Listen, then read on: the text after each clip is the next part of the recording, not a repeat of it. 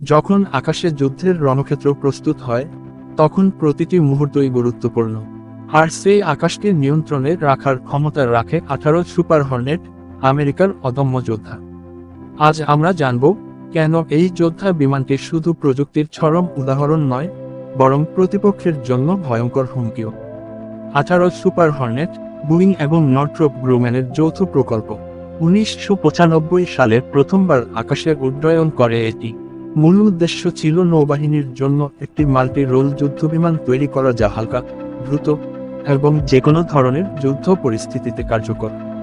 এর পূর্বসূরি 18 হর্নেট ইতিমধ্যে বিশ্বসেরা হিসেবে পরিচিত ছিল, কিন্তু সুপার হর্নেট সংস্করণটি আগের হর্নেটের তুলনায় বড়, শক্তিশালী এবং আরও আধুনিক সেন্সর ও অস্ত্র ব্যবস্থার সমন্বয় করেছে।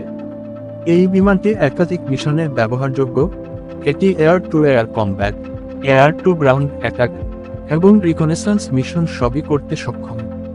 এর ইঞ্জিন শক্তি প্রায় 22,000 পাউন্ড থ্রাস্ট, যা এটিকে সুপারসনিক স্পিডে উঠতে সক্ষম করে।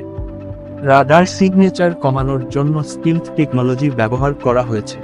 বিমানটি আধুনিক এএসএল রাডার, আইআরএস সিস্টেম এবং অত্যাধুনিক ইলেকট্রনিক ওয়ারফেয়ার সিস্টেমে সজ্জিত।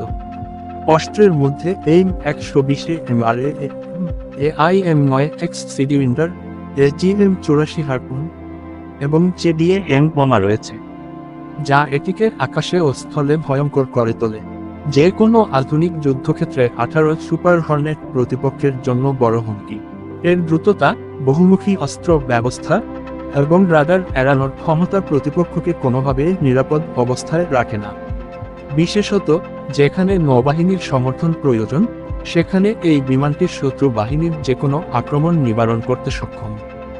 18 সুপার হর্নেট কেবল একটি যুদ্ধবিমান নয়, এটি আকাশের আধুনিক যুদ্ধ কৌশলের প্রতীক।